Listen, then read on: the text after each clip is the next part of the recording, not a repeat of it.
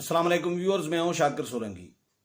Viewers, आखिरकार sugar scandal की inquiry report जो है वो हुकूमत को पेश कर दी गई है। वजीर आज़म को इंक्वायरी कमीशन ने 347 सफ़ात पर मुश्तमिल ये रिपोर्ट पेश की है। तकरीबन वही नाम है रिपोर्ट में। इस दफ़ा सिंध हुकूमत को भी शामिल किया गया है कि सिंध हुकूमत ने ओमनी ग्रुप को भी दी थी सब्सिडी। तो बहरहाल वज़ीर आज़म, वज़ीर ख़जाना और वज़ीर आला पंजाब यानी वज़ीर आज़म इमरान ख़ान, वज़ीर ख़जाना उस वक़्त के असद उमर या मौजूदा वज़ीर ख़जाना मुशीर ख़जाना हफीज़ शेख और वज़ीर आला पंजाब उस्मान बुज़दार, इनको फिर भी बचा लिया गया है। अपोजिशन ने इस पर एहतजाज किया है। जो चीदा चीदा नुकात हैं इस रिपोर्ट के वो मैं आपके साथ शेयर करता हूँ कि इसमें एक तो चीनी बहरान का ज़िम्मेदार रेगुलेटर्स को करार दिया गया है। जो निगरान इदारे हैं शुगर से मुताल्लिक, उनको करार दिया गया है जिनकी गफलत के बायस चीनी का बहरान पैदा हुआ। ये रिपोर्ट पेश की आज प्रेस कॉन्फ्रेंस में वज़ीर आज़म के मुआविन खुसूसी बराए एहतसाब शहजाद अकबर और वज़ीर इत्तलात जो हैं शिबली फराज, इन्होंने दोनों ने रिपोर्ट पेश की और रिपोर्ट मंजर आम पर लाई गई है। वेबसाइट पर भी डाल दी गई है, मीडिया को भी तकसीम की गई है। चीदा चीदा नुकात जो हैं रिपोर्ट के वो आपके साथ शेयर कर रहा हूँ। लेकिन उससे पहले ये बताऊं कि इसमें ये कहा गया है कि शुगर मिल्स मालकान और केन कमिश्नर समेत ACCP, मसाबकती कमीशन, FBR, स्टेट बैंक, सब ने गैर जिम्मेदाराना किरदार अदा किया, जिसकी वजह से चीनी का बहरान पैदा हुआ, चीनी महंगी हुई और वफाकी काबीना में भी इसको पेश किया गया रिपोर्ट को, और वफाकी काबीना ने इसकी मंजूरी दी कि ये रिपोर्ट जो है वो मंजर आम पर लाई जाए। जो खदोखाल हैं रिपोर्ट के, उसमें ये कहा गया है कि जहांगीर तरीन ग्रुप की, ये बताया गया है कि जहांगीर तरीन ग्रुप की शुगर मिल्स ओवर इनवाइसिंग और डबल बिलिंग में मुलविस हैं। और ये भी बताया गया है कि शरीफ फैमिली की शुगर मिल्स में डबल रिपोर्टिंग के सबूत और शवाहिद मिले हैं। सिंध हुकूमत ने कहा गया है कि ओमनी ग्रुप को सब्सिडी देकर फ़ायदा पहुंचाया। ये भी कहा गया है कि 5 साल में 88 शुगर मिल्स को 29 अरब रुपए की सब्सिडी दी गई।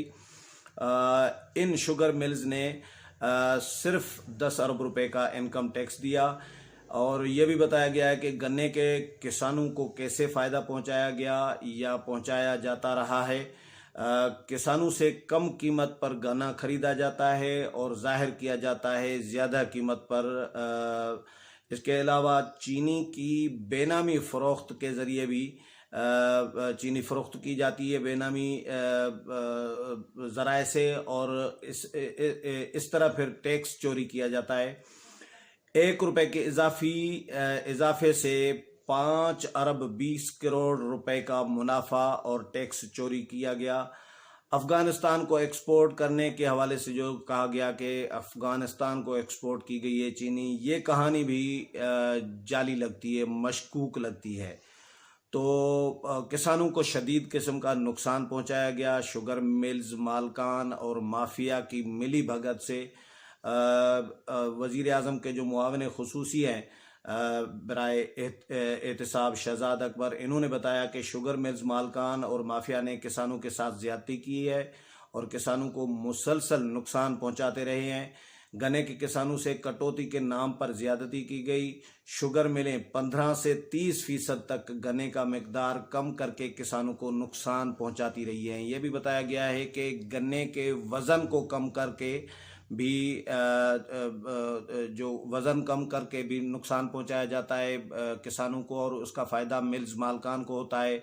फिर 2-2 खाते रखे जाते हैं, एक सरकार को दिया जाता है और दूसरा जो है वो सेठ को दिया जाता है। ये और जाली रिपोर्टिंग यानी फेक रिपोर्टिंग, डबल बिलिंग, मुख्तलिफ तरीके वारदात बताए गए हैं जो इसमें इस्तेमाल किए जाते हैं और जाते रहे हैं, जिसकी वजह से ये चीनी बहरान पैदा हुआ और कीमत महंगी हुई। सस्ता गन्ना किस तरह खरीद करके महंगी लागत जाहिर की जाती है, इसमें बताया गया है कि सपोर्ट प्राइस से कम दाम पर शुगर मिल्स ने किसानों से गन्ना खरीदा। इसके अलावा कच्ची पर्चियों पर भी गन्ना खरीदा जाता है, यानी जो पक्का बिल होता है एक वो नहीं बनाया जाता है, आम सादे पेपर पर रिसीविंग और ये दी जाती है, रसीद दी जाती है, यानी कच्ची पर्ची इस्तेमाल की जाती है।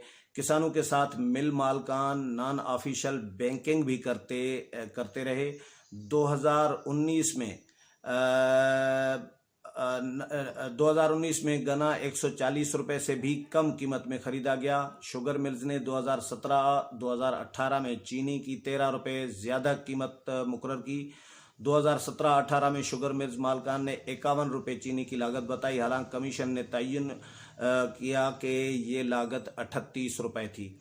इसके अलावा रिपोर्ट में यह भी कहा गया है कि 2018-19 में 12.5 रुपए का फ़र्क बताया गया। 2019-20 में 16 रुपए का फ़र्क शुगर मिल्स ने 2018-2019 में 12 रुपए और 2019 और 2020 में 14 रुपए ज़्यादा कीमत मुकर्रर की।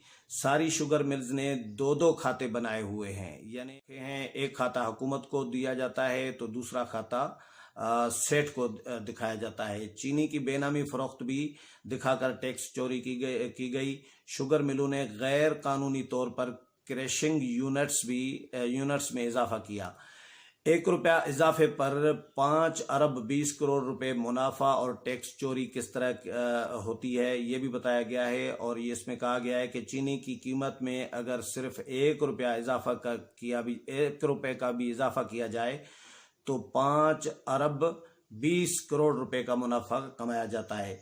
पाकिस्तान में तकरीबन 25% गन्ना गैर दस्तावेजी शक्ल में मौजूद है, जिससे इस पर टैक्स भी नहीं दिया जाता, यानी ये चोरी ये रिकॉर्ड पर नहीं होता। 25% गन्ना रिकॉर्ड पर ही नहीं होता। ये जब रिकॉर्ड पर नहीं आएगा तो जाहिर है उस पर टैक्स भी नहीं दिया जाता। 5 वर्षों में 88 शुगर मिल्स को 29 अरब रुपए की सब्सिडी दी गई। इन शुगर मिल्स ने 22 अरब रुपए का इनकम टैक्स दिया और 12 अरब रुपए के इनकम टैक्स रिफंड्स वापस लिए। इस तरह सिर्फ 10 अरब रुपए का टैक्स दिया गया। सिंध हुकूमत के हवाले से कहा गया है कि सिंध हुकूमत ने ओमनी ग्रुप को सब्सिडी देकर फ़ायदा पहुंचाया। और शहबाज शरीफ फैमिली के हवाले से ये कहा गया है, शरीफ फैमिली के हवाले से, कि इन्होंने इनकी शुगर मिल्स में डबल रिपोर्टिंग के सबूत मिले हैं। और इसके अलावा जहांगीर तरीन ग्रुप की शुगर मिल्स ओवर इनवाइसिंग और डबल बिलिंग में मुलविस रही हैं। अल अरबिया शुगर मिल्स में कच्ची पर्ची का रवाज बहुत ज़्यादा मिला है और इससे किसानों को 40 करोड़ रुपए कम दिए गए हैं। शरीफ फैमिली की शुगर मिल्स में डबल रिपोर्टिंग का बताया गया। और अफ़गानिस्तान को जो चीनी बरामद करने की कहानी बताई गई है, ये रिपोर्ट में कहा गया है कि वो भी जाली है, वो भी मशकूक है, क्योंकि पाकिस्तान से अफ़गानिस्तान को बरामद की गई चीनी की कहानी इस तरह मशकूक है कि अफ़गानिस्तान के दरामद डेटा में पाकिस्तान की बरामद और अफ़गानिस्तान की दरामद डेटा में फ़र्क आया है। एक ट्रक 15 से 20 टन लेकर जा सकता है, ये कहा गया है, लेकिन जाहिर ये किया गया कि एक ट्रक पर 70 से 80 टन चीनी अफ़गानिस्तान गई है। और ये वो ऐसा मजाक है जो आज तक किसी ने नोट नहीं किया, यानी 15 से 20 टन ले जाने वाला ट्रक 70 से 80 टन ले गया है, ये कहा गया है। तो रिपोर्ट में ये बहरहाल इस कहानी को भी मशकूक करार दिया गया है।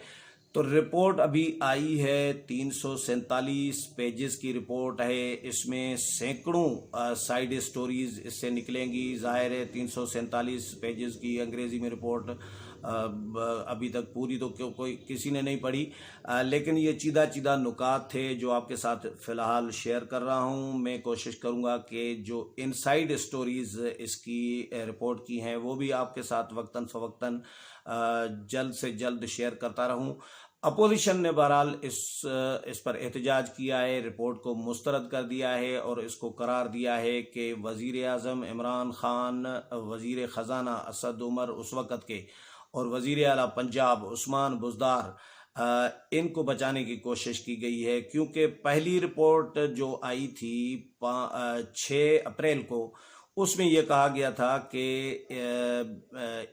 ईसीसी ने मंजूरी दी थी, इक़्तिसादी राब्ता कौंसिल ने मंजूरी दी थी, और उसको या तो वज़ीर आज़म प्रिजाइड कर रहे होते हैं या वज़ीर ख़जाना प्रिजाइड कर रहे होते हैं। तो सदारत उस वक़्त ये कहा गया कि वज़ीर ख़जाना असद उमर ने की थी, और क्योंकि मंजूरी चीनी एक्सपोर्ट करने की मंजूरी जो है वो ईसीसी ने दी थी, तो ज़ाहिर है ईसीसी ज़िम्मेदारी उसमें ईसीसी पर आयद की गई थी, लेकिन इसमें हाईलाइट इतना मुझे कहीं नज़र नहीं आया।